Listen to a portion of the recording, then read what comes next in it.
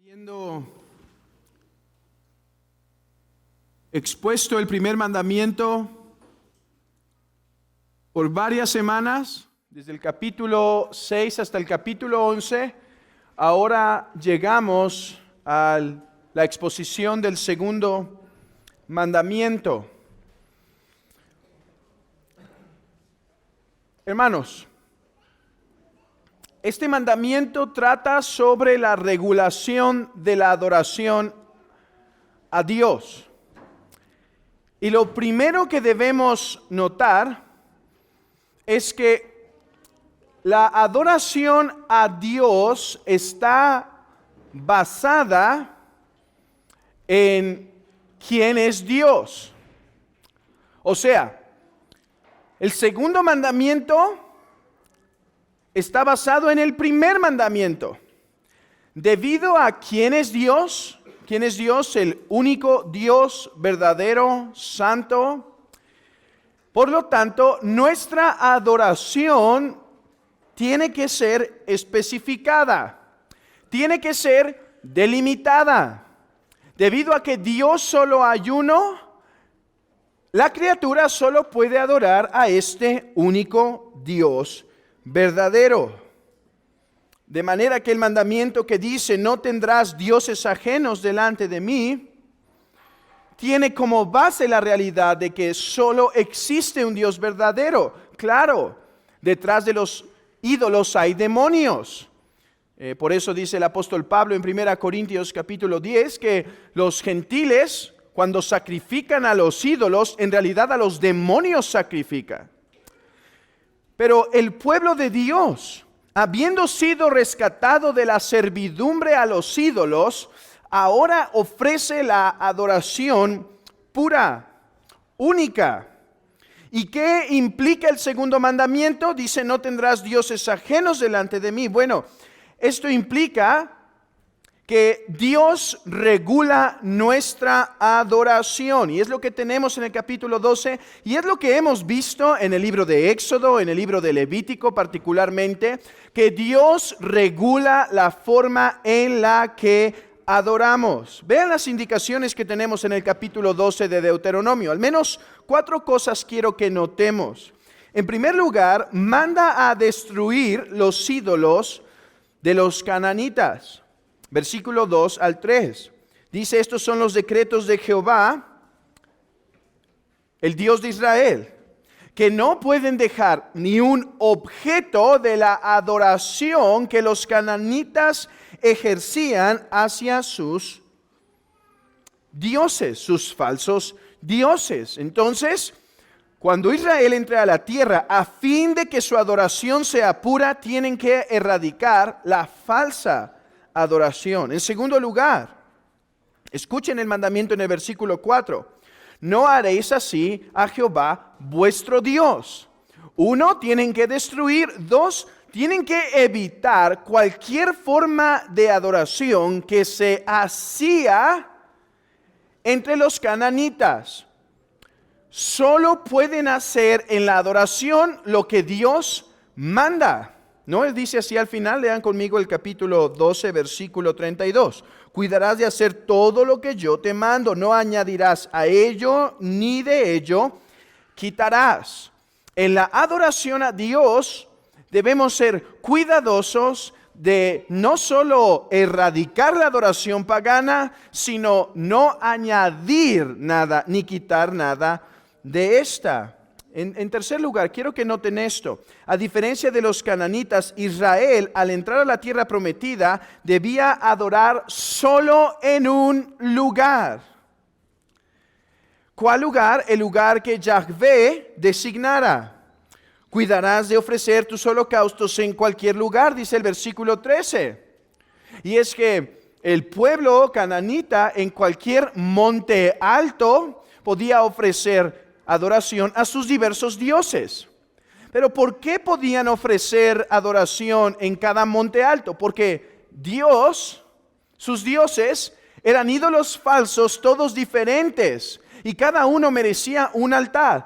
Pero Dios solo hay uno. Por lo tanto, Israel, que ha sido libertado de la adoración a los falsos ídolos, debe entender que solo adorará en un lugar y cuidará de hacer lo que se manda. Así que vean esto: la adoración a Jehová consiste en apartarse de la adoración pagana y hacer únicamente y solamente lo que Dios demanda.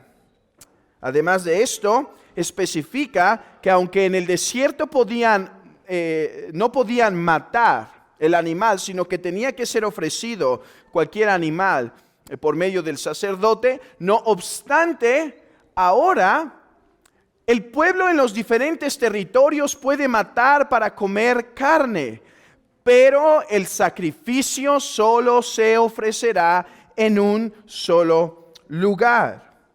Ok,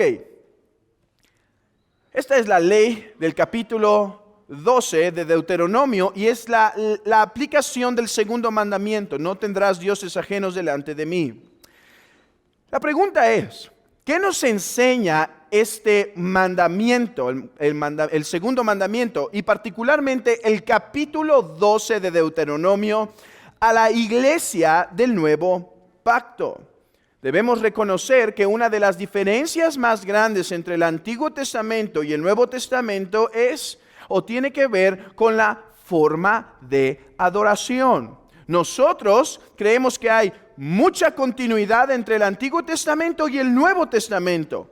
Las promesas son las mismas, el Salvador es el mismo, el pueblo sigue siendo aquellos elegidos de Dios. Así que entre el Antiguo Testamento y el Nuevo Testamento hay muchos parecidos, hay mucha continuidad. Por eso los evangelios empiezan haciendo referencia a las genealogías. Por eso el libro de Hebreos se entiende mejor cuando uno entiende el Antiguo Testamento. Por eso los apóstoles estaban tan saturados de palabras antiguo testamentarias. Por ejemplo, el apóstol Pedro dice que somos sacerdotes, nación santa, pueblo adquirido por Dios. Lenguaje que es todo del Antiguo Testamento. De hecho, les llama expatriados y peregrinos, lenguaje que se apropiaba el pueblo de Israel. Así que hay mucha continuidad entre el Antiguo y el Nuevo Testamento. Por eso hemos hablado en conferencias pasadas de Cristo en el Antiguo Testamento y demás. Y nosotros insistimos que tenemos mucho que aprender del Antiguo Testamento y por eso vamos libro por libro en estas breves meditaciones para ver toda la aplicación que tiene. Ok, pero en la cuestión de adoración es evidente que las cosas han cambiado. La adoración en el nuevo pacto ya no está llena del aspecto ritualista del pueblo de Israel. Ahora, esa forma de adorar era buena y buena en gran manera, ¿sí? Nosotros no somos como Marción. ¿Han escuchado de ese hereje del siglo II y la doctrina que es Marción en el siglo II y en el siglo III? Este hereje decía que el Dios del Antiguo Testamento era un Dios malvado, que Jehová, el Dios de los judíos, era un Dios malvado.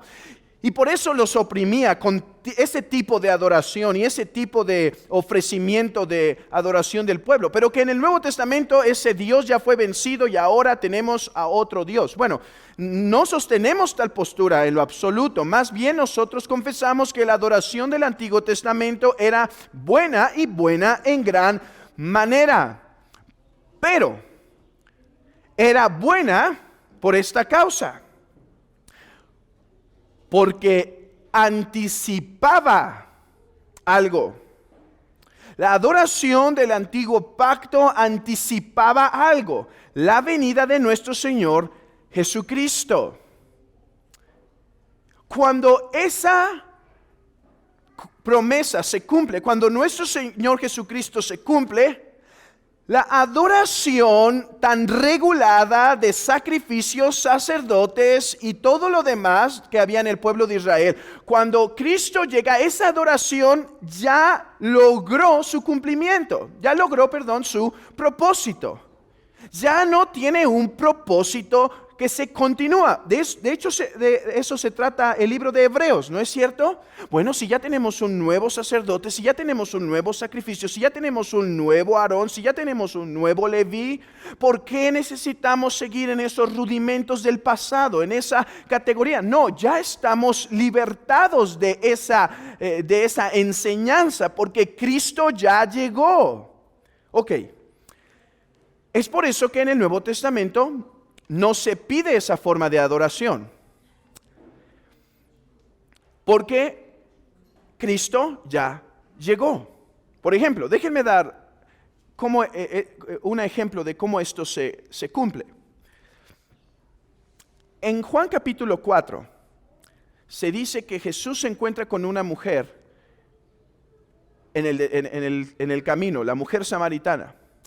Y a esta mujer se le dice, porque ella pregunta, oye, y sé que tú eres profeta por lo que me has dicho, y tú me podrías decir dónde se debe adorar, porque los judíos, ustedes los judíos, dice que se debe adorar en Jerusalén, pero nosotros decimos que no es en Jerusalén.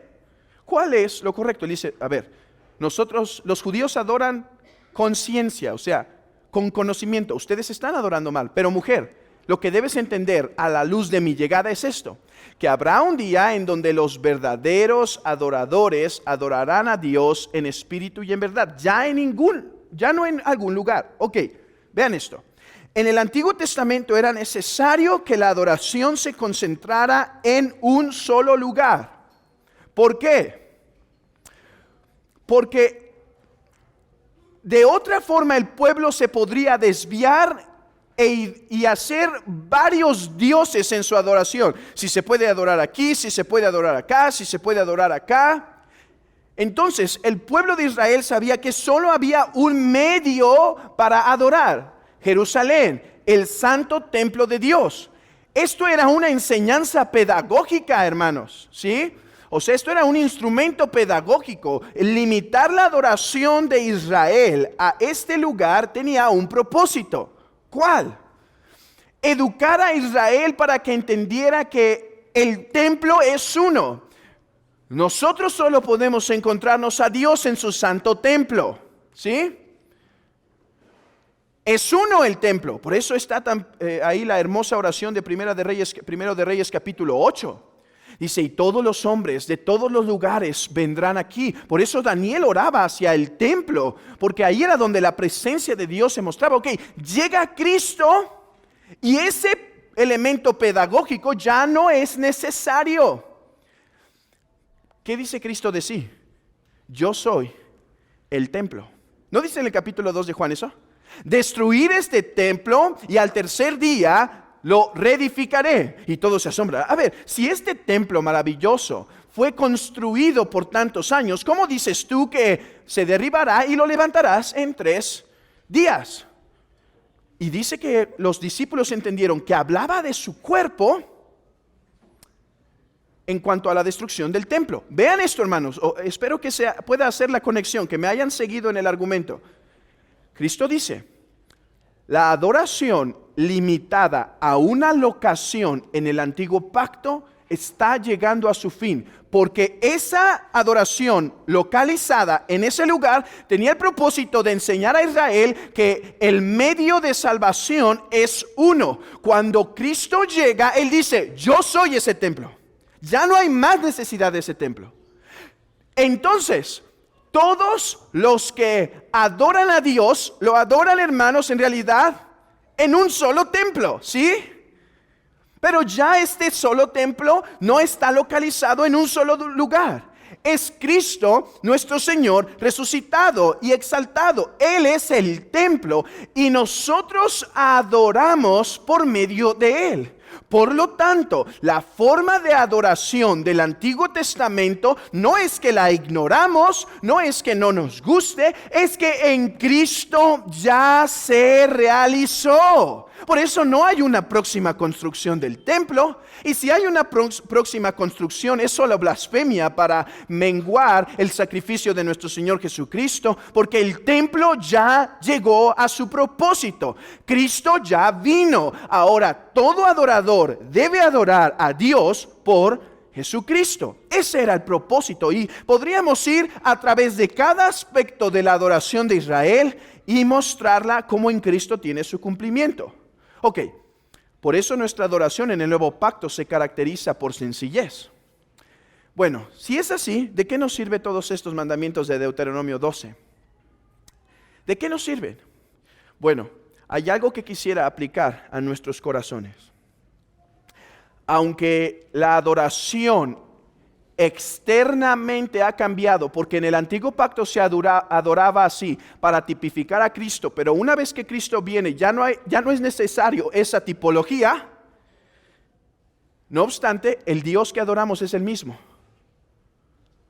Y los principios que tenemos en Deuteronomio 12 siguen aplicando a nosotros. Y déjenme aplicar dos cosas. Uno, a la luz de esto, nuestra adoración nunca debe intentar asemejarse a la adoración de este mundo. Hermanos, hoy personas buscan iglesias que tengan la adoración más prendida, si me dejan usar esa palabra.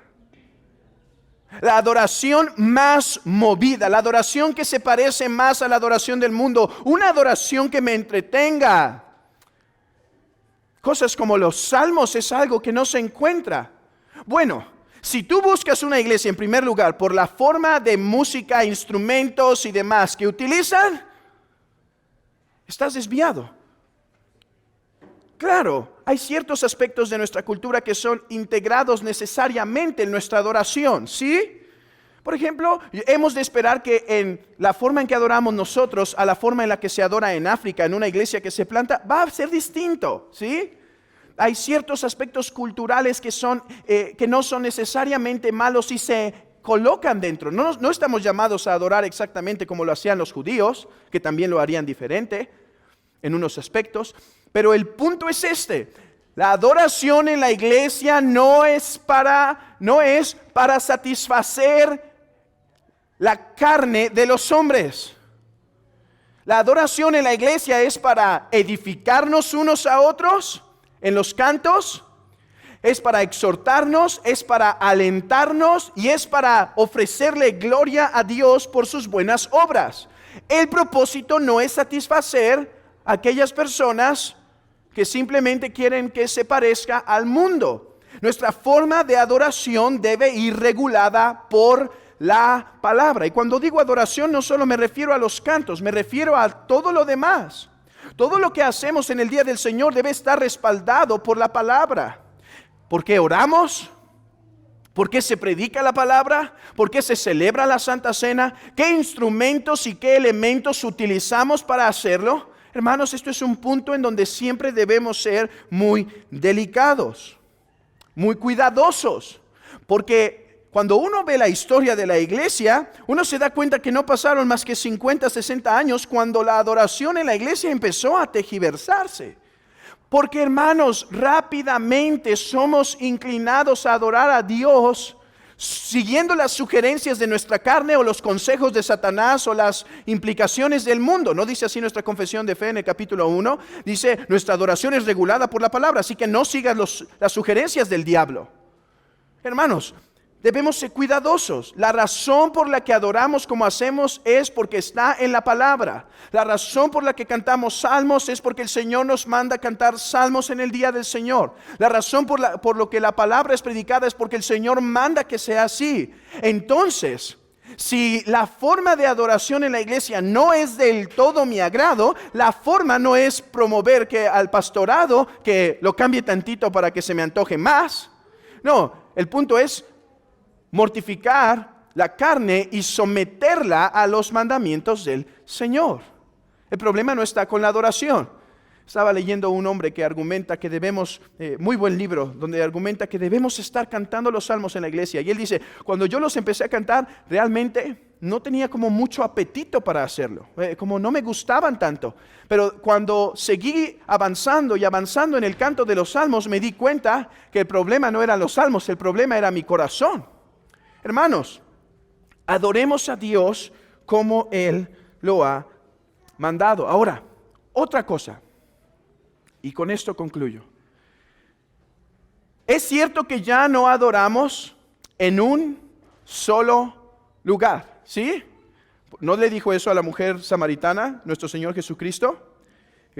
Mujer, el día viene y ahora es cuando los verdaderos adoradores adorarán a Dios en espíritu y en verdad.